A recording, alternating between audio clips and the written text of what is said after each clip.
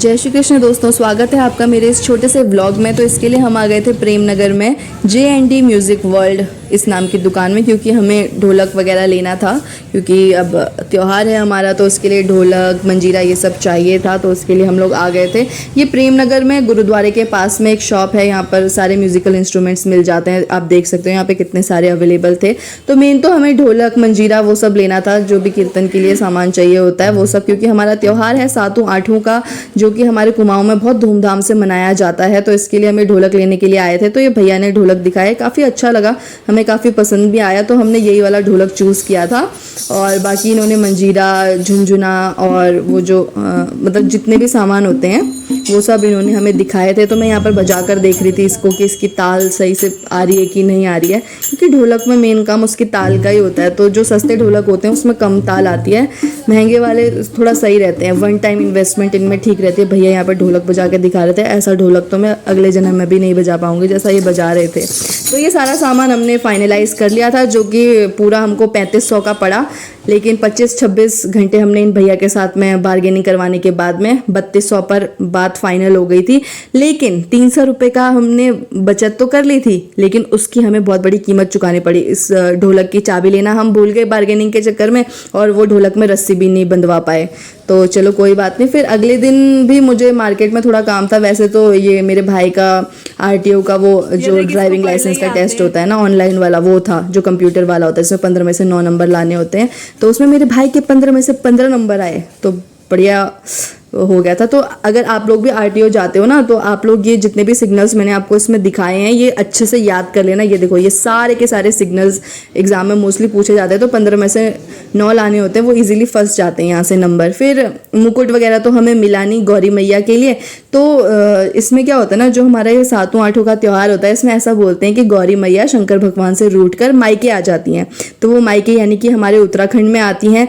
तो मतलब फिर उसके बाद क्या होता है, अगले दिन शंकर भगवान उनको मनाने के लिए आते हैं और फिर उनको समझाया जाता है। फिर नेक्स्ट डे गौरी मैया और शंकर भगवान की विदाई होती है, और बहुत धूमधाम से वो विदाई होती है। तो इसी को 7-8 बोला जाता है। 7 के दिन गौरी मैया रूठ कर आई होती हैं, और 8 वाले दिन महेश्वर उनको यानी कि शंकर भगवान उनको मनाने के लिए आते हैं। तो इस तरीके से हम घास की ये गौरी मैया बनाते हैं। यहाँ पर शंकर भगवान भी ऐसे ही बनाए जाते हैं। उसमें क्या होता है, सूं, धान, तिल, मक्का, मडुआ, भट्ट, इन सब से ये जो है गौरी मैया और शंकर भगवान दोनों की आकृति बनाई जाती है, और गौरी मैया को सजाया जाता है। जिस तरीके से हमने यहाँ पर सजाया हुआ है उनको, अपने उत्तराखंड के जितने भी हमारे वो होते हैं ना, क्या बोलेंगे उनको, परिधान बोल सकते हैं, या मतलब जिस तरीके से उनका श्रृंगार किया जाता है वो। फिर उसके बाद इनकी पूजा की जाती है और कीर्तन वगैरह गाए जाते हैं। इसमें कुछ कुमाऊनी कीर्तन भी होते हैं, तो वो आप लोग यहाँ पे सुनो।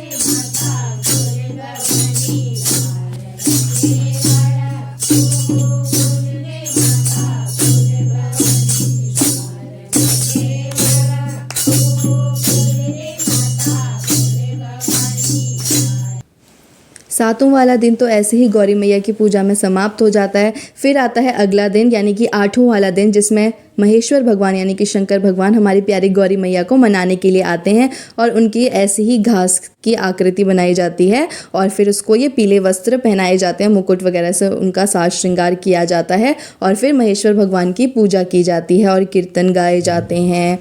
और भी इसमें मतलब बहुत सारी रस्में होती हैं जो मैं दिखा नहीं पाई, बहुत कम ही मैं शूट कर पाई थी, थोड़ा सा मैं व्यस्त थी दोस्तों, तो इस वजह से।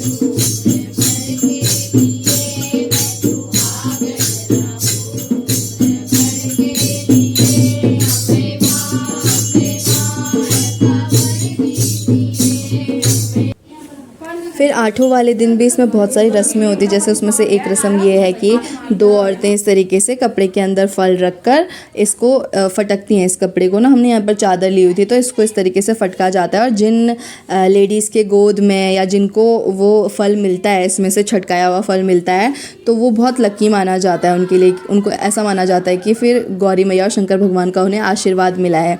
तो ये त्यौहार हमारे पिथौरागढ़ में तो बहुत ज़्यादा धूमधाम से मनाया जाता है, और बाकी कुमाऊं रीजन में भी बहुत मस्त तरीके से मनाया जाता है।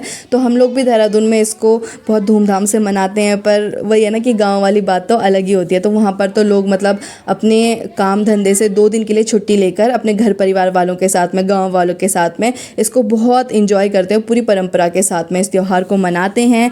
तो ये छोटी सी क्लिप मैंने आपको अपने त्यौहार की दिखाई थी, हमारे उत्तराखंड की। फिर थोड़ा सा इसमें नाच गाना भी होता है, तो आप यहाँ पर मेरी मम्मी का डांस देखिए।